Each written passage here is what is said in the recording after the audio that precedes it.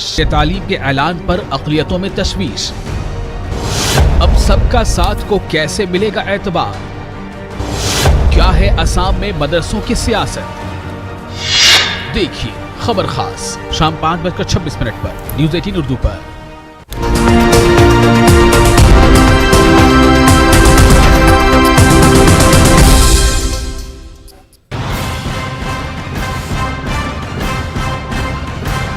কিন্তু চৰকাৰী খৰচত যাতে কোনো ধৰ্মগ্ৰন্থ শিকোৱা নহয়। नाज़रीन आदाब, न्यूज़ 18 उर्दू में आपका इस्तकबाल है। मैं हूं मोहम्मद विसाल आजम। सबका साथ सबका विकास, ये नारा सुनने में जितना अच्छा लगता है बोलने में भी उतना ही अच्छा लगता है। और अगर इस पे बखूबी अमल हो जो वज़ीर आज़म ने नारा दिया था तो जाहिर है कि किसी को कहीं कोई परेशानी नहीं होगी।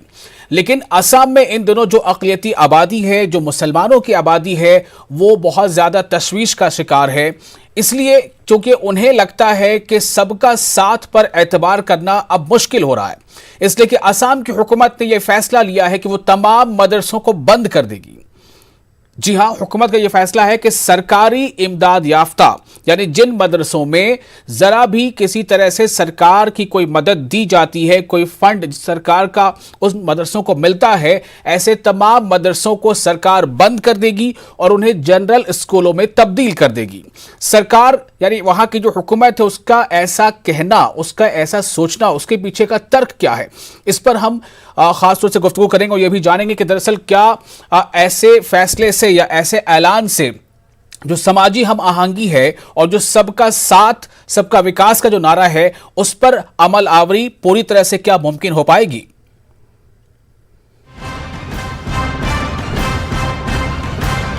কিন্তু চৰকাৰী খৰচত যাতে কোনো ধৰ্মগ্ৰন্থ শিকোৱা নহয়।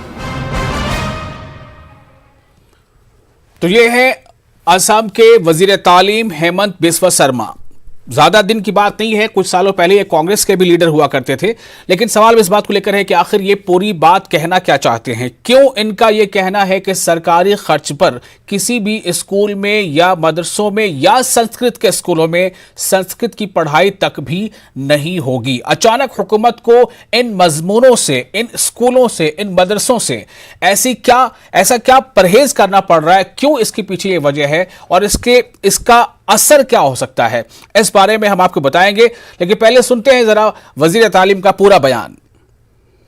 মাদ্ৰাছা শিক্ষাত ধৰ্মীয় শিক্ষা যে হ'ব নোৱাৰে সেই বিষয়ে আমি যি বিধানসভাত কৈছোঁ সেইটোৱে আমাৰ স্থিতি যে ধৰ্মীয় শিক্ষা অসমৰ গভৰ্ণমেণ্ট খৰচত ধৰ্মীয় শিক্ষা হ'ব নোৱাৰে।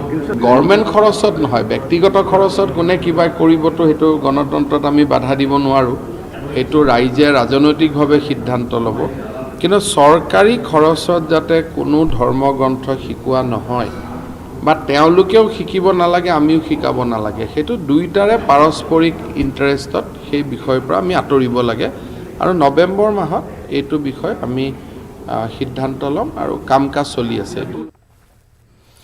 तो आपने सुना वजीर तालीम हेमंत बिस्वा शर्मा ने क्या कहा। उन्होंने कहा कि हमने पहले भी असेंबली में इस ताल्लुक से बातें कही थी और अब हम ये कहने जा रहे हैं कि नवंबर में इस ताल्लुक से सरकारी फरमान यानी नोटिफिकेशन के शक्ल में जारी हो जाएगा। उसके बाद मदरसे जो हैं वो बंद कर दिए जाएंगे जहां अरबी या मजहब की तालीम दी जाती है।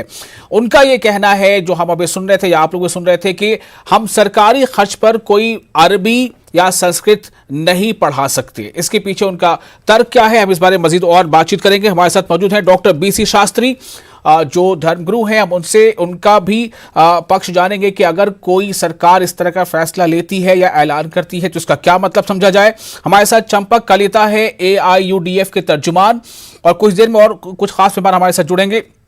सबसे पहले मैं चंपक कलिता में आपके पास आ रहा हूं कि हुकूमत ने पहले असेंबली में इस बात को कहा था, उसके बाद अब बाज़ाब्ता इस बारे में हेमंत बिस्वा शर्मा ऐलान कर रहे हैं।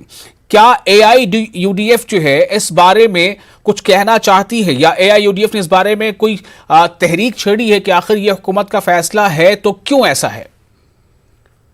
जी AIUDF की तरफ से हम लोग इस फैसला का पूरी तरफ से मुखालिफत करते हैं, मुजम्मत करते हैं और हम लोग चाहते हैं कि संस्कृत या अरबी ये जो कई दशकों से पढ़ाई जा रही है, तो ये अभी इसको नहीं बंद करना चाहिए, क्योंकि ये जो आपका मजहबी तालीम है, जो ये स्पिरिचुअल तालीम है, ये लोगों को इंसान बनाते हैं, इंसानियत का शिक्षा देते हैं, इसीलिए इसको बंद करना समाज के लिए ठीक नहीं होगा। और दूसरी और एक बात है, यहाँ जो संस्कृत टूल की बात कही जा रही है, हमें लगता है संस्कृत टूल ये खाली निशाना है, वो बहाना है, निशाना मदरसा है। क्योंकि आपको मालूम होगा कि आसाम में, इंडिया में अभी कोई ये जो एम्प्लॉयमेंट का ताल्लुकात, जो रोजगार का ताल्लुकात बुरा हाल है, लेकिन यहाँ के बहुत मुसलमान लोग ये दुबई, अरब के देशों में जाके, मगरिबी देशों में जाके नौकरी करते हैं, जिनको मिनिमम अरबी आना जरूरी है। तो यहाँ का अगर मुसलमान लोग अरबी पढ़ेंगे और वहां जाके नौकरी करेंगे, माल कमाएंगे, पैसा कमाएंगे, तो यहाँ का उनका जो खुशहाली होगा मुसलमानों का, ये शायद ये बीजेपी आरएसएस को गवारा नहीं है, इसीलिए ये मदरसा को बंद करना चाहते हैं। जी ठीक है, मैं आपसे बाद में पूछूंगा कि AIUDF ने हिज़्बे इख्तिलाफ के तौर पर क्या कदम उठाए और किस तरह से इसके खिलाफ एक आंदोलन या तहरीक छड़ी, लेकिन पहले मैं डॉक्टर BC शास्त्री का रिएक्शन लेता हूं। डॉक्टर BC शास्त्री, सीधी सी बात है, जो वजीर तालीम है असम के, उनका कहना है कि हम सरकारी खर्च पर अरबी या संस्कृत पढ़ने देना नहीं जा सकते। और दूसरी बात ये कि लेकिन इसमें भी उन्होंने अभी ये कहा है कि हम नवंबर में नोटिफिकेशन जारी करेंगे, लेकिन फिर वो संस्कृत की बात को थोड़ा छुपा जाते हैं, कभी कहते हैं कभी नहीं कहते हैं, लेकिन साफ तौर से कहते हैं कि मदरसों में या संस्कृत टोल में हम सरकारी खर्च पर शिक्षा नहीं दे सकते। मैं आपसे इस बारे में आपकी प्रतिक्रिया जानना चाहता हूं कि क्या आपको सरकार का ये कदम सही लग रहा है?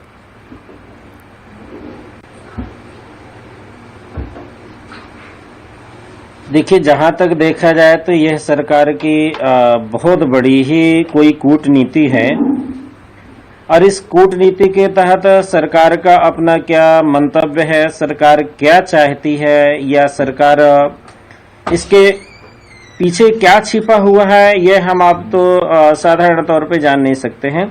लेकिन सरकार यदि ऐसा फैसला ले रही है कि हम सरकारी खर्चे पे अरबी या संस्कृत नहीं पढ़ाएंगे, तो उसका कारण भी तो सरकार को बताना चाहिए, भैया क्यों नहीं पढ़ाएंगे। अरबी या संस्कृत से सरकार को क्या नुकसान हो रहा है या समाज को क्या नुकसान हो रहा है। कहीं ना कहीं से संस्कृत भाषा हमारे एक समाज को जोड़ने का कार्य करती है, कहीं ना कहीं से संस्कृत भाषा हमारे जीवन के संस्कारों को जागृत करती है, हमें जीवन जीने की कला देती है। और यदि हम जीवन जीने की कला ही नहीं प्राप्त करेंगे, मात्र पैसा कमाने की ही हम विद्या ग्रहण करते रहेंगे, यदि हमारे समाज में, हमारे परिवार में, हमारे देश में संस्कार नहीं रहेगा, संस्कार यदि नहीं रहेगा, तो कैसे हमारा देश सुरक्षित रहेगा और कैसे हमारा समाज सुरक्षित रहेगा और कैसे हमारा समाज के साथ में हम स्वयं भी सुरक्षित रहेंगे। इसका प्रत्यक्ष उदाहरण है, आज देखा जाए जो यत्र कत्र जहां तहां देखा जाए तो संस्कृत भाषा का या धर्म का कहीं न कहीं से खंडन किया जा रहा है, और उसी खंडन का यह परिणाम है कि जगह जगह पर हमें देखने के लिए मिलता है कि कहीं बलात्कार हो रहा है, कहीं चोरी हो रही, कहीं लूटपाट हो रहा है। ये इसी का तो एक कारण है, और सरकार ये तो इसको और बढ़ाना चाहती है। सरकार का उद्देश्य यही है कि समाज में असामाजिकता फैलाना। ये बहुत बड़ी बात कह रहे हैं आप, मंतव्य है। और यदि सरकार यदि ऐसा करना चाहती है। जी चंपक कलिता, मैं आपके पास आ रहा हूं ये सवाल लेकर के। डॉक्टर BC शास्त्री भी कह रहे हैं कि अगर धर्म की शिक्षा भी दी जाती है तो उससे संस्कार आता है, लोगों में एक समझदारी आती है, एक दूसरे का एहतराम करना सीखते हैं, ना कि कोई अगर धर्म की शिक्षा लेता है तो उसका कोई गलत कोई उसका असर हो। अगर ये है भी तो सरकार को खुलकर ये बात करनी चाहिए। मैं आपसे ये जानना चाहता हूं कि AIUDF ने इसको लेकर क्या इकदाम किए?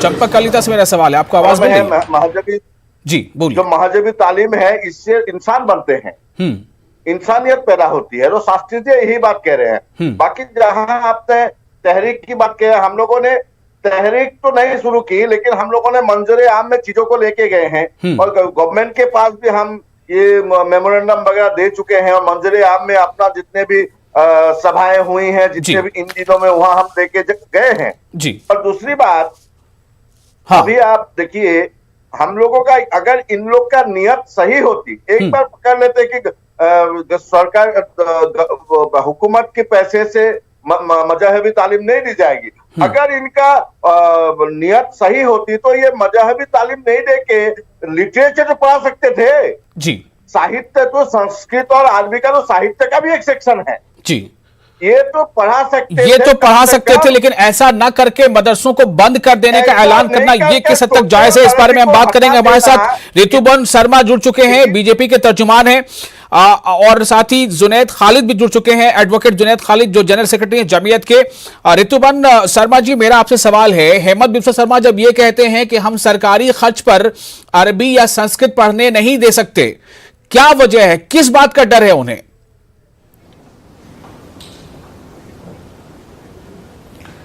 देखिए, हमारे सरकार का ये स्पष्ट मत है कि सरकारी मदद से चलने वाले किसी भी संस्थान पर, किसी भी शिक्षा संस्थानों पर मजहबी जो शिक्षा है वो नहीं देनी चाहिए।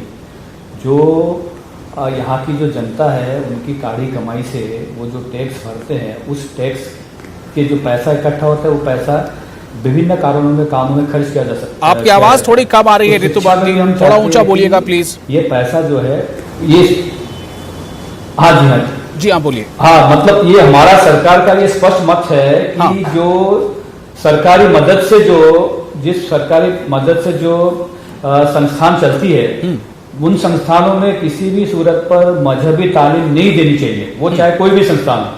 हम मजहब के खिलाफ नहीं है, हम धर्म के खिलाफ नहीं है, लेकिन धर्म के नाम पर, धर्मीय शिक्षा के नाम पर जो कट्टरता पड़ोसी जाती है उसके खिलाफ है। और हम चाहते हैं कि इन मदरसों में जो हमारे मुसलमान भाई बच्चे जो पढ़ते हैं उनको भी अच्छा तालीम मिले। हम चाहते हैं कुरान घर में पढ़े, कुरान के साथ साथ। तो आपने तो 2018 में बाकायदा इसके लिए बिल लाए थे, आपने उसको मॉडर्न बनाने की बात की थी, आपने उसमें कई और शिक्षा को जोड़ने की बात की थी, और वो कई तरह की शिक्षा दी भी जा रही है। लेकिन अब उसके बहाने से, एक अरबी के बहाने से आप अगर बंद कर देना चाहते हैं मदरसों को, इसके पीछे क्या मंशा है? उसी कड़ी में ये सब कुछ हो रहा है। नहीं, मदरसा केवल सरकारी जो मदरसा जो है वो बंद होगी। आपको किसी को कोई धार्मिक या धर्मीय तालीम लेनी हो तो प्राइवेट मदरसों पे जा सकता है, लेकिन सरकार जो खर्च करेगी, सरकार चाहती है कि जो मेन स्ट्रीम में जो हमारे बच्चे हैं उनके साथ ये मदरसों में जो बच्चे पढ़ते हैं, जो मुसलमान बच्चे पढ़ते हैं, वो भी मेन स्ट्रीम में आए, उनको भी आधुनिक शिक्षा मिले, वो भी इस देश के उस तरह के मानव संपत्ति के रूप से उभरे, एक ह्यूमन रिसोर्स जो अपने देश का है, उसी तरह से वो अपने आधुनिक ध्यान से उनका अपना सारा कुछ वो अपना जीवन में निछावर। मतलब आप ये कहना चाहते हैं, मैं इस पे अभी जुनैद खालिद है, एडवोकेट है, जमीयत के जनरल सेक्रेटरी, मैं उनका रिएक्शन लेना चाहता हूं। एक मिनट जरा, ऋतुबन शर्मा जी आपने अपनी बात रखी, मैं उनका रिएक्शन लेना चाहता हूं। जुनैद खालिद एडवोकेट, क्या आपको कहना है इस पर? बिल्कुल,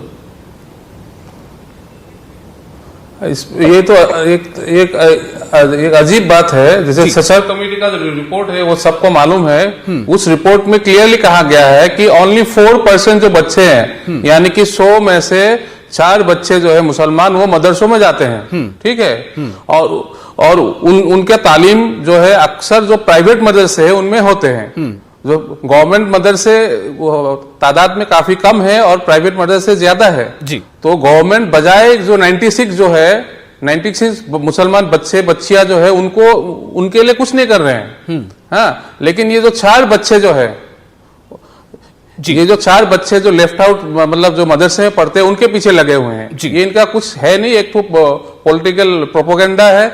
इलेक्शन के सामने इनके जो वोट्स है उनको अप्राइज करना है, यही इनका मकसद है। अगर वो लोग जेन्युइनली मुसलमान बच्चों के लिए कुछ करते तो जो है ये जो 96 बच्चे जो मदरसों में नहीं जाते हैं उनके लिए मेडिकल कॉलेजेस बनाए, इंजीनियरिंग कॉलेजेस बनाए, और ये जो 4 बच्चे जो है उनकी तो ये पूरी मिल्लत, पूरी कौम जो है उसका खर्चा उठा रहा है ना।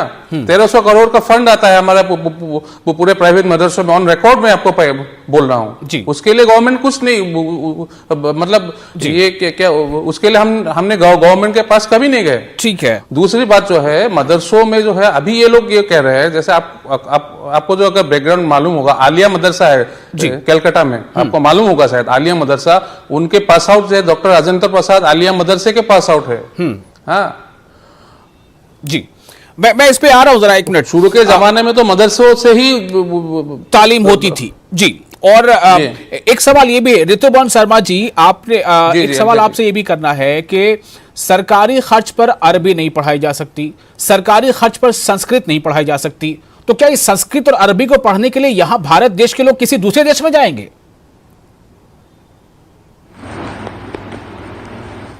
नहीं, संस्कृत के बारे में अभी भी नोटिफिकेशन निकला नहीं है, इसमें कुछ हेमंत बिस्वा शर्मा जी ने ये बात कही है। नोटिफिकेशन अभी आएगा, उसमें क्या करना नहीं करना है, क्योंकि हाँ जी, तो मेरा ये कहना है, मेरे पास बैठे हुए मेरे दोस्त ये बता रहे थे कि ये इसमें वोट का पॉलिटिक्स है। देखिए, भारतीय जनता पार्टी का एक स्पष्ट मत रहा है कि हम किसी भी व्यक्ति को या किसी भी इंसान को भारत में हम उनको वोट बैंक के नजरिए से नहीं देखते। हमारे दृष्टि से हर एक भारतीय नागरिक है, हम चाहते हैं कि हर एक नागरिक को, हर एक शहरी को वो सारे मौका मिले जो अपने आप को एक अच्छा व्यक्ति बने और देश निर्माण में उनका भी अपना योगदान हो। तो ये वोट बैंक पॉलिटिक्स तो जो कांग्रेस आ रही थी, हम कांग्रेस ने जो वोट बैंक पॉलिटिक्स के चलते पूरे देश को धर्म के नाम पे, बाकी सबों के नाम पे बांटा है, हम तो इस खाई को दूरी करने की कोशिश कर रहे हैं। कहां चले गए? हम तो इसको दूरी करने की कोशिश कर रहे हैं। अब हम चाह रहे हैं कि कंप्यूटर शिक्षा में शिक्षित होकर लोग चांद में और मून तक, मतलब वो मार्स तक पहुंचने वाले हैं, तो हम चाहते हैं कि ये पूरा मेन स्ट्रीम में सब लोग आ जाए। ठीक है, ठीक है, देश आगे बढ़े। एक मिनट कलिता जी, मैं आपके पास आ रहा हूं। डॉक्टर बीसी शास्त्री, क्या संस्कृत पढ़ के या अंग्रेजी या मैथ और फिजिक्स के साथ साथ संस्कृत पढ़ के या अंग्रेजी और मैथ और हिस्ट्री को पढ़ने के साथ साथ अरबी पढ़ के क्या कोई मून पे नहीं जा सकता? क्या कोई मार्स पे नहीं जा सकता? आखिर क्यों? आपको इस फैसले से आप सहमत नजर आ रहे हैं डॉक्टर बीसी शास्त्री?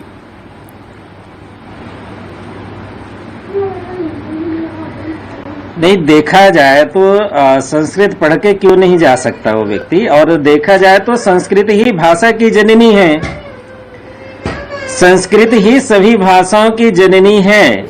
यदि संस्कृत नहीं होती तो आज हमारा साइंस नहीं होता, क्योंकि साइंस भी देखा जाए तो कहीं ना कहीं से संस्कृत के मंत्रों का ही और वेद मंत्रों का, वेद ऋचाओं का ही साइंस भी अनुकरण कर रहा है और उसी से नए नए आविष्कार कर रहा है। बिल्कुल, मेरा एक सवाल से यदि संस्कृत नहीं होगी, संस्कृत भाषा नहीं होगी, संस्कृत भाषा का ज्ञान नहीं होगा, ये कहना कि हम सरकारी खर्च पर धर्म की शिक्षा नहीं दे सकते, किसी भी धर्म की शिक्षा नहीं दे सकते, हम आज आपके समाज में इज्जत है कि नहीं, मुझे ये बताइए। आपको लोग धर्म गुरु कहते हैं और आपके जैसा कोई बनना चाहे सरकारी खर्च पर, तो उसको वो सरकार कहेगी कि नहीं, हम धर्म शिक्षा नहीं देंगे, हम पैसा नहीं देंगे। क्या ये सही है?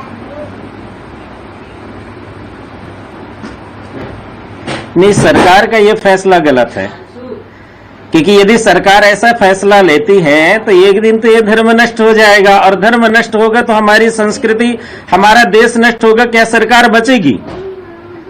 सरकार भी तो कहीं ना कहीं से संस्कृति से ही जुड़ी हुई है, तो सरकार क्या रह जाएगी जी। और हमारे समाज में कहीं ना कहीं से जब कुरीतियां पैदा होंगी, किसी को संस्कार नहीं मिलेगा। साधारण तौर पे देखा जाए कि एक माता पिता अपने एक छोटे से बच्चे को प्रारंभ से ही संस्कार देते हैं, और संस्कार क्या देते हैं कि जैसे हमारी संस्कृति में, हमारी संस्कृत में लिखा है कि प्रातः काल उठ के रघुनाथा, मात पिता गुरु नावही माथा जी। तो उस बच्चे को संस्कार देते हैं कि बेटा जब भी तुम प्रातः काल उठो, पहला कोई कार्य प्रारंभ करने जाओ तो अपने माता पिता गुरु और बड़ों को प्रणाम करो, इसके बाद अपना कार्य प्रारंभ करो जी। तो क्या इस संस्कृति से या क्या किसी भी दूसरे मजहब की तालीम से सरकारों को अगर ऑब्जेक्शन है तो क्यों है? चंपा कलिता, मैं आपके पास आना चाहता हूं। जो बात अभी ऋतुपर्ण शर्मा जी कह रहे हैं कि हम कोई वोट बैंक की पॉलिटिक्स, यानी बीजेपी वोट बैंक की पॉलिटिक्स नहीं करती है, ये पिछली सरकारों का करना है, और उनकी नजर में अगर सरकार के खर्च पे मजहब की तालीम, धर्म की तालीम दे दी जाती है तो वो वोट बैंक पॉलिटिक्स होती है। आपका रिएक्शन? वही तो मैं कह रहा हूं, उनका जो नजरिया है, उनका जो नियत है वो तो साफ दिख रहा है। वो शुरू में एक बात उन्होंने कहा कि मदरसों में कट्टरता का शिक्षा दिया जाता है, तो उनका ओपनिंग रिमार्क से मदरसा को टारगेट करके है। उन्होंने अभी हुकूमत मरकज में उनका है, सूबे में उनका है, किसी भी अगर मदरसों में कहीं कट्टरता का शिक्षा दिया जाता है, अगर किसी देश विरोधी का कोई शिक्षा दिया जाता है, देश विरोधी कोई हरकत होता है, तो ये पकड़े, हम उनको खैर मकदम करेंगे। लेकिन मैं आपको शुरुआत में मैंने कहा कि इनका बहाना है संस्कृत, लेकिन निशाना है अरबी। लेकिन बहाना है संस्कृत, निशाना है अरबी। ऋतुपर्ण शर्मा जी, आप इस पर क्या कहना चाहेंगे? आखिर आपका ये कहने का मतलब क्या है? मदरसों में कट्टरता का क्या अर्थ है? क्या आप कहना चाहते हैं इससे? देखिए असम के अंदर जितने भी सरकारी खर्चों में चलने वाले मदरसा है, मेरे बगल में बैठे हुए जनाब कह रहे हैं कि बस 4% लोग ही वहां पढ़ते हैं। मुझे ये समझ में नहीं आ रहा है कि ये जो 4% बच्चे जो है नहीं, मेरा ये सवाल नहीं है, मेरा सवाल ये नहीं है, बिल्कुल नहीं है ऋतुपर्ण शर्मा जी, मेरा सवाल ये है और डॉक्टर बीसी शास्त्री का भी ये सवाल है और जो पैनलिस्ट है सबका ये सवाल है कि मदरसों में या धार्मिक केंद्रों में कट्टरता का मतलब क्या है? आप इसका क्या मतलब निकाल रहे हैं? देखिए आप संस्कृत और अरबी को एक ही श्रेणी में नहीं रख सकते। ये हमने नहीं रखा, आपके मिनिस्टर ने रखा है। भारत की सभी आपके मिनिस्टर ने रखा है संस्कृत। नहीं, वो इसीलिए नहीं, उन्होंने कहा कि भाई संस्कृत उनको मतलब जैसे अरबी में जो पढ़ाया जाता है या मद्रसों में जो परोसा जाता है, मैंने शुरुआत मेरे कमेंट्स में मैंने कहा कि ऐसे पाया गया है कि जो धार्मिक शिक्षा के आधार पर वहां पर कट्टरता परोसी जाती है। तो हमारा ये कहना नहीं होना चाहिए। कौन सी कट्टरता है? कट्टरता का मतलब क्या है, जरा बताइए ना, क्या कट्टरता? अगर कोई कहे कि झूठ मत बोलो, कट्टर बन जाओ, तो अच्छी बात है कि झूठ नहीं बोलेंगे। कोई कहे किसी को मारो मत, तकलीफ मत बचाओ, कट्टर बन जाओ, तो अच्छी बात है, नहीं मानेंगे। आप क्या कहना चाहते हैं कट्टरता का मतलब? हमारे असम के अंदर या पूरे देश के अंदर ऐसे सारे कट्टरपंथी गतिविधियों के अंदर मैं सिर्फ अभी असम की बात कर रहा हूं कि उनका जो चंपक कलिता जी, आपको जवाब देना चाहिए, आप पूछिए क्या कहना चाहते हैं। ये लोग ऑन रिकॉर्ड बोल रहे हैं। तो ये फैक्ट्स है। सरकार चाहती है कि इसमें दे पाए, तो इनका देखिए मैं बताऊं, ये आरएसएस बीजेपी वालों का ये सिस्टम है। ये लोग एक परसेप्शन तैयार करते हैं, एक धारणा बनाते हैं, उसके बाद समाज को बांटते हैं, समाज में दंगा कराते हैं, उसके बाद ये वोट बैंक बनाते हैं। इसीलिए ये जो बीजेपी आरएसएस ये सब है, ये भारत के लिए खतरा है। और भारत का चंपक जी का पार्टी तो बड़ा विशेष धर्म को मानने वाले लोगों को उनकी हिफाजत करने के लिए इनका पार्टी बना हुआ है। अब इनसे हम क्या सुनेंगे बताइए आप? चंपक जी जो बोल रहे हैं, इनका जो पार्टी जो एआईडीएफ, ये तो एक सांप्रदायिक पार्टी है, एक कम्युनल पार्टी है। अब ये भारतीय जनता पार्टी को क्या ये हमको शिक्षा देगी? आप बताइए। आप हम तो पूरा देश का बात कर रहे हैं, हर बच्चा पढ़े लिखे एडवांस हम चाहते हैं, देश सही डायरेक्शन में आगे बढ़े। अब ये चाह रहे कि नहीं वोट बैंक के नाम पे, धर्म के नाम पे बांटा जाए। हम तो ऐसा नहीं कर रहे। हमारा स्पष्ट मत है, शिक्षा में सरकारी जो है पैसों से जो शिक्षा दी जाती है उसमें कहीं कोई कट्टरता नहीं होनी चाहिए, कहीं कोई धार्मिक शिक्षा उसमें नहीं। हाँ, धर्म की शिक्षा आप लो, मना तो किसने थोड़ी किया है। आप कुरान की शिक्षा है, धर्म की शिक्षा घर पे लो। ऋतुपर्ण शर्मा जी, मेरा एक सवाल आपसे है, एक सवाल आपसे, जब कहीं सरकारें कोई नया काम शुरू करती है, जब कोई नया काम शुरू होता है, नया दफ्तर खुलता है, नई मशीनरी आती है, तो वहां पर क्या धार्मिक अनुष्ठान नहीं होते? क्या उसको आप गलत मानते हैं? क्या उसको आप गलत मानते हैं? अगर वो काम गलत नहीं तो कोई धर्म की शिक्षा देना गलत कैसे हो जाएगा? वो रिचुअल्स जो बता रहे उसमें हमें उसमें आपत्ति किसी का नहीं है। हम तो किस पे आपत्ति है? आपत्ति किस पे है? बता रहे उसमें किसी की आपत्ति किस पे है? आपत्ति है, ये गलत है क्या? उसमें आपत्ति नहीं है। लेकिन जो पैसा जो सैलरी जो देती है गवर्नमेंट, जो सैलरी गवर्नमेंट देती है शिक्षकों को, जो मदरसा चलाने के लिए जो खर्चा आता है गवर्नमेंट से, वो पैसा जब दिया जाता है तो वो पैसा का खर्च जब होता है स्कूलों में, तो वहां पे मतलब जो साइंटिफिक वे में जो पढ़ाई होनी चाहिए वो होती नहीं है वहां पे। होती है। वहाँ मैं इस बारे में जमीयत से जो हमारे मेहमान हैं उनसे पूछता हूँ। हमारा ये कहना है कि आप एक मिनट जुनैद खालिद साहब, एडवोकेट जुनैद खालिद, क्या जो सरकारी मदरसे हैं यानी सरकारी खर्च कुरान पे मान है आपका, आपको तो राजनीति एडवोकेट जुनैद खालिद साहब, कुरान के नाम ना ले तो अच्छा है। एडवोकेट जुनैद खालिद साहब, क्या जो सरकारी खर्च पे चलने वाले मदरसे हैं उनमें क्या पढ़ाया जाता है? सिर्फ अरबी पढ़ाई जाती है? क्या पढ़ाया जाता है उनमें?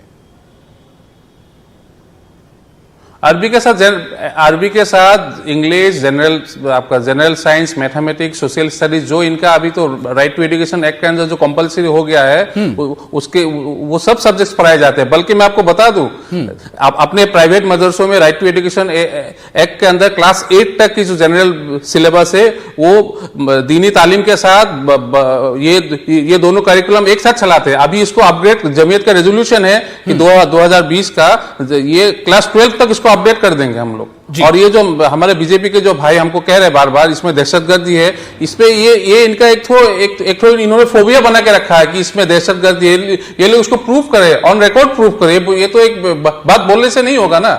और ये सरकारी जो मदरसे का फंड है, ये कभी भी कोई मुसलमान ऑर्गेनाइजेशन ने नहीं कहा कि आपके, कोई भी किसी मुसलमान ऑर्गेनाइजेशन ने नहीं कहा कि आप हमारे मदरसों को लीजिए। गवर्नमेंट ने विलिंगली इसको बोर्ड बनाया, मदरसा बोर्ड बनाया, director of Madrasa education government ने खुद बनाया। किसी ने, कोई मुसलमान मतलब जाके गवर्नमेंट के पास कोई अर्जी नहीं दिया था कि आप मदरसा बोर्ड बनाइए और इसको टेक ओवर कीजिए। गवर्नमेंट ने वॉलंटरीली इसको टेक ओवर किया और इसको अभी तकरीबन 1949 से इसको चला रहे। और एड्रप्टली अभी इनका ये तो एक मंशा है, आरएसएस की तरफ से मंशा है कि सब बंद कर दिया जाए। पहले सरकारी मदरसे बंद करेंगे, उसके बाद ये अभी जो हाल ही में मीटिंग हुआ, एक तो ये लोग बिल लाएंगे कि प्राइवेट मदरसे को चलाने के लिए एक तो बिल लाएंगे, फिर उसके फंड्स के लाएंगे। ये इनकी एक मास्टर प्लान है कि कैसे मदरसों को बंद कर जाए। अल्टीमेट उनका टारगेट ये है कि मदरसों को बंद करना है। बहुत सीरियस इल्जाम है ऋतुपर्ण शर्मा जी। जुनैद खालिद कह रहे हैं कि आप मदरसों को निशाना बना रहे हैं। पहले आप बिल लाए, आपने मदरसों को रेगुलेट किया, आपने मदरसा बोर्ड बनाया, फिर मदरसा बोर्ड को स्क्रैप किया,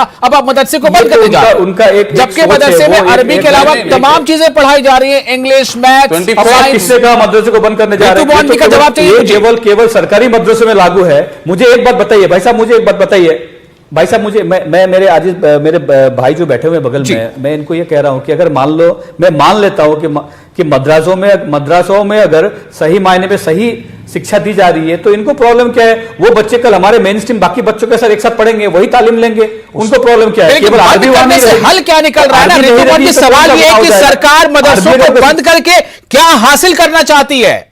क्या हो रहा है बंद करने से? इसको फायदा, आपको फायदा क्या मिल रहा है? कह रहे केवल 4% मदरसा है, बाकी सब प्राइवेट मदरसा है। तो मैं ये कह रहा हूं हो भी जाए तो इनको क्या फर्क पड़ने वाला है? वो तो हम उसको बियर कह रहे हैं कि पैसा वो नहीं चाहिए उनको, तो पैसा नहीं चाहिए, शुरू से नहीं चाहिए, तो पैसा बंद हो रहा है। बीसी शास्त्री साहब कुछ कहना चाह रहे हैं, मुझे उनके पास जाना पड़ेगा माजरत के साथ। डॉक्टर बीसी शास्त्री, आप तमाम बात को समझ गए होंगे। अब मैं आपसे चाहता हूं कि थोड़ा सा आप ये बताएं कि हुकूमत की आखिर मंशा आपको क्या लगती है? क्या ये गलत कदम है, सही कदम है?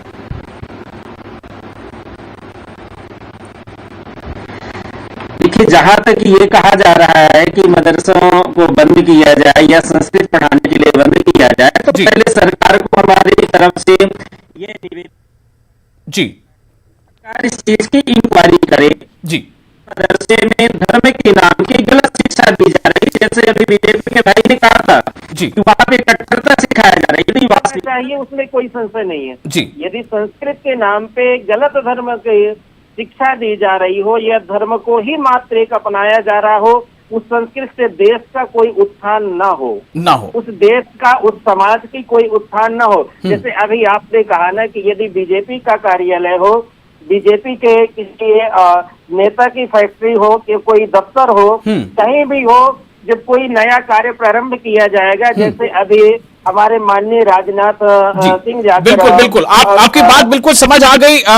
बीसी शास्त्री साहब, हम लोग भी ये कोशिश करें, जो पैनलिस्ट उनका ये कहना है कि अगर कहीं जिस्म के एक हिस्से में कोई जख्म है तो आप जख्म को हटाइए, ना कि आप पूरे बॉडी को कहिए कि ये डिस्कार्ड कर दिया जाए, इसको हटा दिया जाए। ये एक बार फिर से शायद हुकूमत को सोचना चाहिए। बहुत शुक्रिया आप तमाम लोगों का हमारे साथ बनाने के लिए। मुझे दीजिए इजाजत, आदाब।